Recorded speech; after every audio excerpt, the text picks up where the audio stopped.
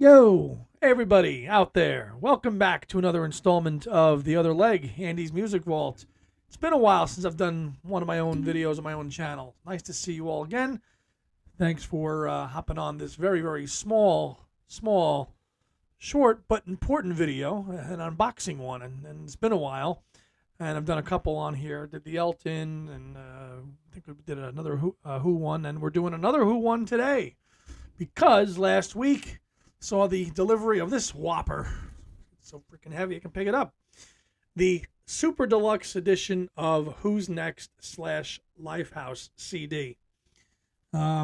This one is a whopper, everybody. I mean, it's just gigantic. 11 discs, including a Blu-ray. Incredible. Long overdue. The biggest Super Deluxe set the Who have put out. In 2021, they put out the Who Sell Out, which was great. I think 2003 saw Tommy. 2011 was Quadrophenia. But this has been the granddaddy of them all. And going to cut away in a minute. There's the spine for you. Who's Next and Lifehouse. Really interesting that they went with the / Lifehouse for the title. And I'm really wondering why we had the parental advisory on here. Why? Because of Bob O'Reilly? Curious about that one. Never seen a parental advisory on a Who record before. Lifehouse is such a complicated story to describe. And the easiest way I could do it is basically Townsend was just had a vision for the future and people kind of connecting virtually, which he's admitted was like, hey, I almost like founded the internet, and connecting with the audience through music. Like electronically, it's kind of my vague understanding of the Lifehouse project. It's so complex that even the band members don't know what it's about. It's all up in Pete's head.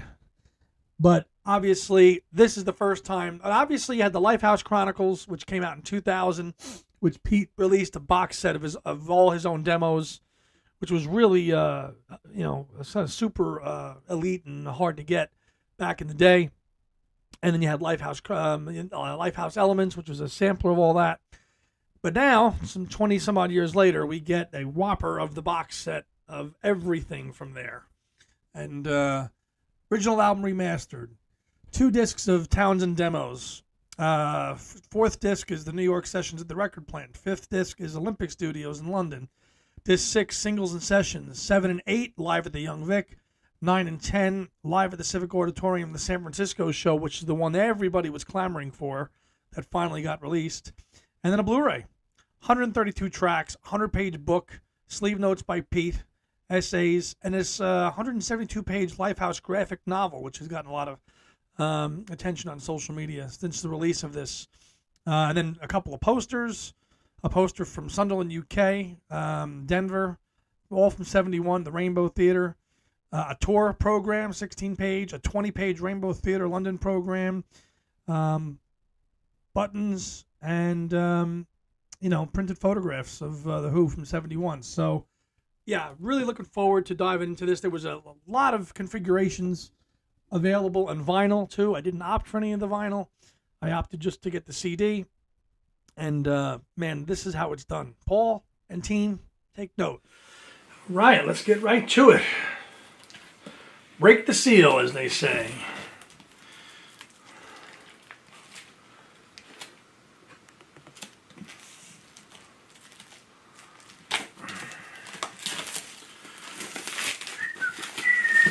The graphic novel. God knows what the hell's in that. Maybe that's why I had the parental advisory on the sticker. Probably.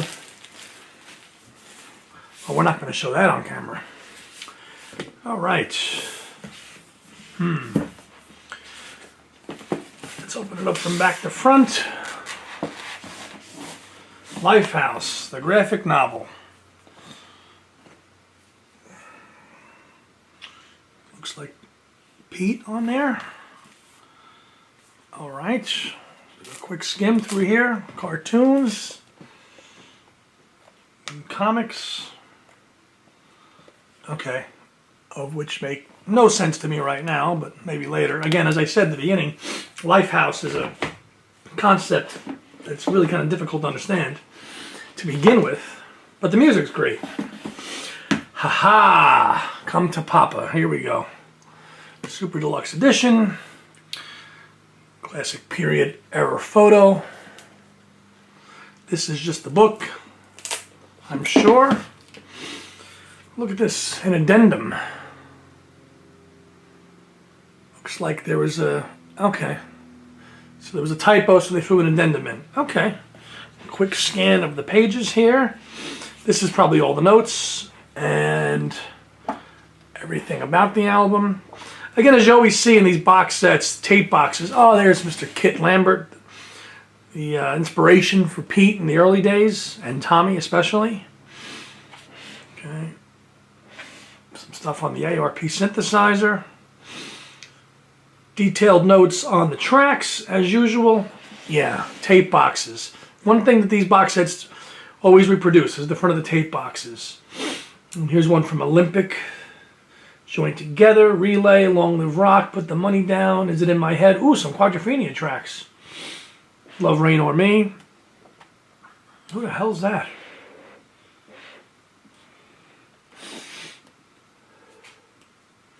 The New York sessions. Excuse me, that's been an early highlight that I listened to. There's Pete and his mad laboratory with all of his tapes and his synths and his loops running everywhere. That's his own demos. Classic photo there of Pete with all of his synthesizers. Really just a genius in every sense of the word. Yeah, so this is just more information on the tracks. And I highly recommend, if you've never read it, Won't Get Fooled Again, The Who from Who's Next to Quadrophenia by Richie Unterberger. It's on this whole period, which is a great book. In fact, it's within earshot. I'll grab it. This whole period is covered pretty damn well. Just throw that in there for a second. That photo reminded me of that. Great book on this whole period of The Who, which is my favorite period. There's Roger, the original album. Okay, now, if you don't already know, the cover of Who's Next has like these stains on it, and it's because they did this to the brick. So they relieved themselves on the brick in the middle of, not sure exactly where that is, but yeah, that's why that is like that. Okay, I'll go through this. Oh, that's a picture of the band at Keith Moon's house, which I believe was known as Tara House, right around a press launch for the album in 1971. So I know the album was supposed to be this huge big thing, but Who's Next became a 9-track album and really was on FM radio everywhere. Bob O'Reilly, Bargain, Won't Get Fooled Again, Behind Blue Eyes. I mean, just staple Who tracks.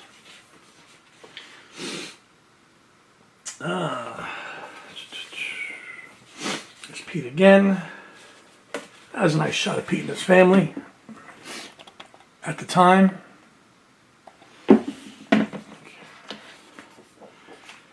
Yeah, it's definitely the biggest Who box set that's been out there. I think. The Note by Matt Kent.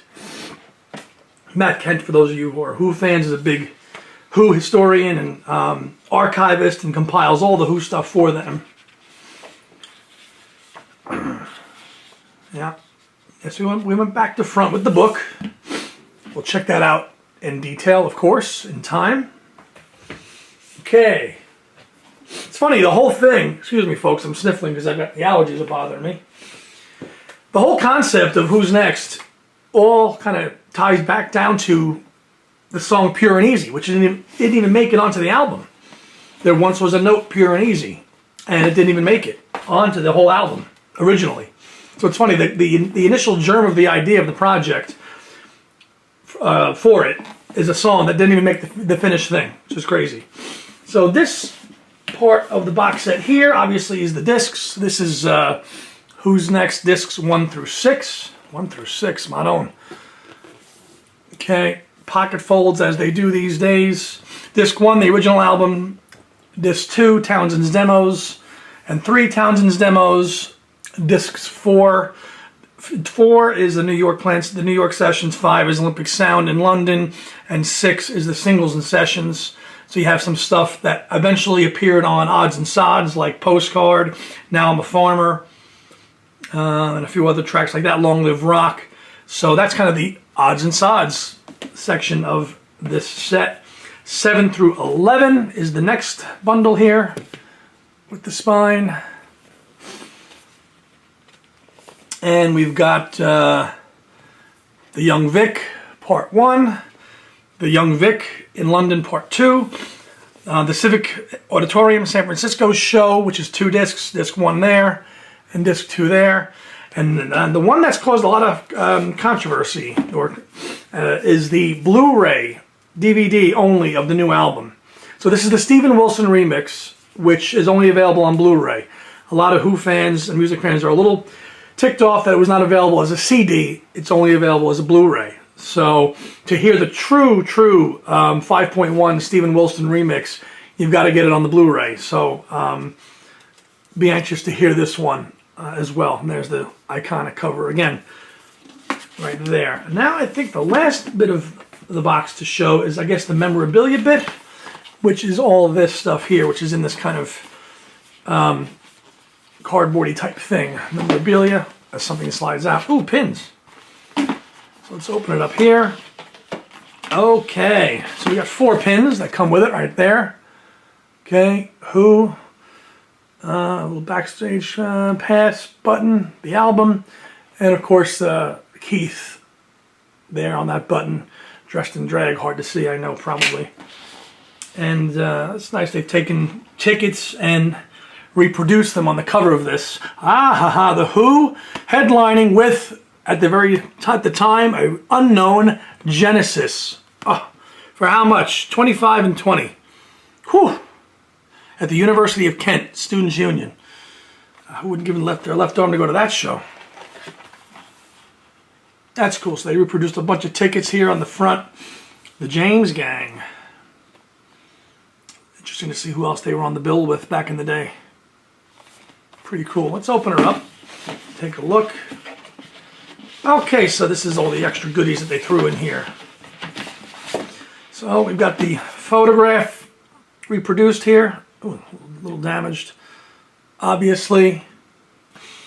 This is looks like a tour show, which they talked about at the opening. Yep, this is their Who kind of tour guide from October and November of '71, which was the UK tour.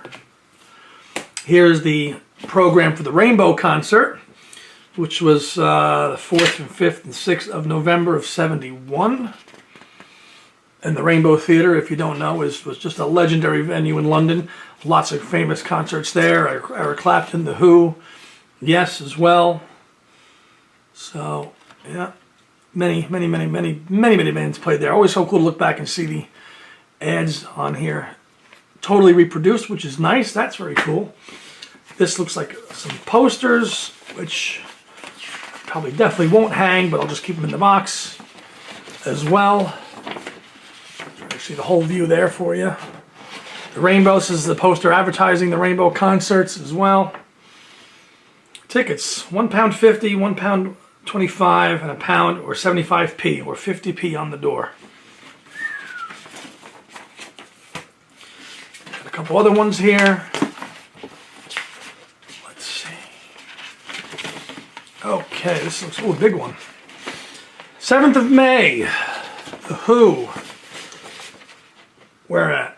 50p. Oh, the Sunderland. This is the Sunderland show. Okay. Late bars, late transport. No address restrictions. Huh. 8 to 1 a.m. Huh. Newcastle. And the last one. This is for the, let's see, big blue one. Let's see. The Who, all in blue. There they are. Kind of hard to see there in green. A feline presentation of the Denver Coliseum. So here in America, 4th and 5th at 8 p.m. So you have 3 posters. So they threw a lot of memorabilia in here at the time. So we'll just throw all that back in, as you do. Unless you hang all these stuff and you have a house as big as a museum. I don't. So in there it goes safely like that, I think. Good enough for now. Yeah, so there's the look at the box again. Empty. Okay. The spine. The back listing everything. The 11 discs, as you see. So I'll slide it all back in here. Nicely, neatly. Oh, should have to put some stuff back.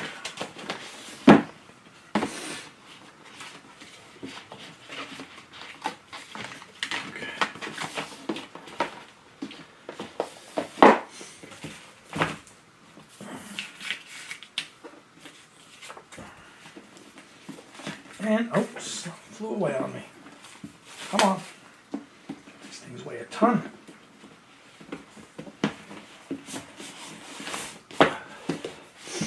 And there you have it. Who's next? Lifehouse. Finally. 50 some odd years later. But we got it. And probably the last big Uber box set from The Who. I really hope it's not. But we'll close back and close this out. So yeah, that'll do it for the unboxing. Happy to have it. These things are not cheap, but if you're a collector, like I have been most of my life, and they're one of your favorite bands, you just, it's not even a thought. You just grab it. It'll take years to kind of get through all these massive, massive sets. Not just The Who, the Beatles, everybody. In the last 5 years, it has just been a box set onslaught of everything, especially the Beatles and John and Paul, and everybody else too. I mean, there's you know, I've listened to all the material, but to read the books and go through all of them, it's going to take forever. This will be no exception. But The Who, you know, just to contextualize it and sum it up a little bit, The Who in 1971, going into this album and project, had flogged Tommy for a good 2 years. They had played Tommy to death. Through actually, you know, the rest of 69, Tommy came out in May of 69. All of 1970 was virtually spent on the road touring Tommy. They were just tired of it and done with it, and took a real new direction with Who's Next. And, you know, had Tommy not been the huge success that it was, The Who likely would have just folded. That is the album that launched them, and they're going to be remembered for it because it is a great rock opera, but it was able to springboard them to new heights in the early 70s. With, you know, Who's Next and Quadrophenia being, and I think Pete Townsend will tell you that they're his two best works, and I think Quadrophenia he ranks as their best. But take your pick, Who's Next, Quadrophenia, especially when you look at all the content that was done during this period, easily enough material for a double album, easily. It's The Who at their strongest, musically.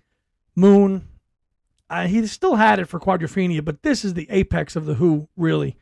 In my opinion, Roger becoming that godlike, Robert Plant-like figure, obviously helped by Tommy and his, because he portrayed that role so well and sang all those songs so well. But on Who's Next, but I'm telling you, Bob O'Reilly, Bargain, Love Ain't for Keeping, My Wife, Song Is Over, Getting in Tune, Going Mobile, Behind Blue Eyes, and Won't Get Fooled Again. 9 songs that are all awesome in their own right. And you've got triple that in bonus material that could have been on there. Time Is Passing, Pure and Easy, Put the Money Down, Join Together, Relay, Let's See Action. All those songs could have been included on an album. And it's nice that we finally have it. And it will be a welcome addition to my collection. And if I know, Beatley Tone, if you watch this, I know we talked about this. I know you did an unboxing as well. You got the vinyl, I think. Not sure if you got the 11 CD or the 11 disc one, but I'm happy I got it, and it'll take me a while to get through it, but I'm going to enjoy it, and I hope you enjoyed this unboxing or unsealing video, as it were. So I will see you all soon. I've got some concerts coming up that I'll be reviewing in due time. Steve Hackett in October and Bob Dylan in November, so I'll go with some friends to that, so I'll have them on to recap those experiences on my channel. And stay tuned to Two Legs. We've got episode 222 coming up this Saturday, which will be with myself and not Tom Hunyadi, my co-host. He had to take the week off, so I was joined by the original co-host and co-founder of Two Legs, Mr. David Gargolino, and we did a little recap on the Two Legs history and what they started out as, some of our favorite McCartney lineups, and a little bit of talking about the Who, because we had that show as well, which we're going to continue, but that's coming on Saturday as well. So stay tuned for that, and thanks for tuning into the channel, and we'll see you next time. Bye.